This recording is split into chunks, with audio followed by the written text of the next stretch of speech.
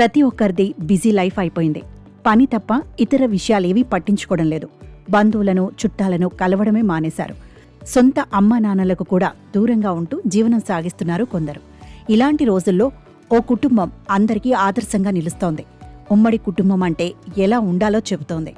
బంధాలు, బంధుత్వాలను నిలబెట్టుకుంటే ఎంత సంతోషంగా ఉండొచ్చో చాటి చెబుతోంది. వనపర్తి జిల్లా చిన్నంబావి మండలం వెళ్లగొండకు చెందిన భుజాల అక్కిరెడ్డి నరసమ్మ జ్ఞాపకార్థం కుటుంబ ఆత్మీయ సమ్మేళనం నిర్వహించారు. అక్కిరెడ్డి నరసమ్మకు 5 కూతుళ్లు. వారి నుంచి 5 తరాల ఆత్మీయ సమ్మేళనమే తాజాగా నిర్వహించారు.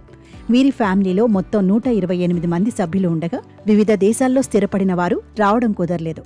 దాంతో మొత్తం 103 మంది కుటుంబ సభ్యులు ఆత్మీయ సమ్మేళనంగా పాల్గొని సరదాగా గడిపారు. సంతోషాలను పంచుకున్నారు. వెలగొండ అమ్మమ్మ ఇంటి దగ్గర ఉమ్మడి కుటుంబ ఆత్మీయ సమ్మేళనం నిర్వహించారు. ముందుగా జ్యోతి ప్రజ్వలన చేసి కుటుంబీకులంతా ఆడుతూ పాడుతూ ఎంజాయ్ చేశారు. పిల్లలు నృత్యాలు చేస్తుంటే పెద్దలు కూడా పిల్లల్లాగా మారి ఎగిరి గంతులేశారు. ఒకే చోట కూర్చొని భోజనాలు చేశారు. చిన్న చిన్న ఫంక్షన్లు జరిగినప్పుడు కొంతమంది మాత్రమే కలవడానికి వీలుండేదని, కానీ ఆత్మీయ సమ్మేళనంతో అంతా ఒక్క దగ్గరకు రావడం పట్టలేని సంతోషంగా ఉన్నట్లు కుటుంబ సభ్యులు చెబుతున్నారు.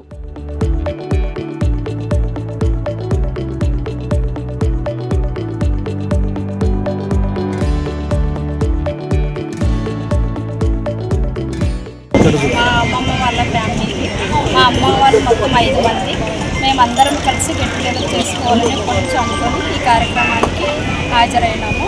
మొత్తం 103 మంది వచ్చినాము. అంటే కుటుంబ వ్యవస్థ అందరికీ తెలియాలి, ఎవరికి వాళ్ళు ఉంటున్నారు కదా, అందరం ఒక దగ్గర కలిస్తే బాగుంటుంది అనే ఉద్దేశంతో అందరం కలవడం జరిగింది. పిల్లలకు కూడా అందరికీ తెలియాలి కుటుంబ వ్యవస్థ అనేది, అందరి రిలేషన్ ఇప్పుడు ఎవరికి వాళ్ళు విడిగా ఉంటున్నారు కదా, అందరు కలిసి ఉండాలని చెప్పి ఉద్దేశంతో మేము ఈ కార్యక్రమం చేయడం జరిగింది. అదే మా అమ్మమ్మకు 5 మంది ఆడపిల్లలు ఉన్నారు. మాకు మేనమామ లేరు. మా 2వ పెద్దమ్మని ఇట్లా దత్త తీసుకున్నారు. మా పెద్దమ్మ గారే మా అందరి బాబు తీసుకున్నారు. మా 5 మందిని అంటే ఇప్పుడు ఉమ్మడి కుటుంబ వ్యవస్థ అలా అంటే విలువలు ఉండాలని చెప్పి చాలామంది చిన్నభిన్నమై కుటుంబ వ్యవస్థలు చిన్నభిన్న వ్యవస్థల తరుణంలో మేమంతా ఉమ్మడి కుటుంబాలకు ఆదర్శంగా ఉండాలని చెప్పి మా కుటుంబం అంతా నిర్ణయం తీసుకొని ఈరోజు 2 రోజులు గెట్ టుగెదర్ ప్రోగ్రాం నిర్వహించడం జరిగింది. ఈ కార్యక్రమంలో మా కుటుంబ సభ్యులందరూ 123 మంది ఉంటే 103 మంది పాల్గొన్నారు.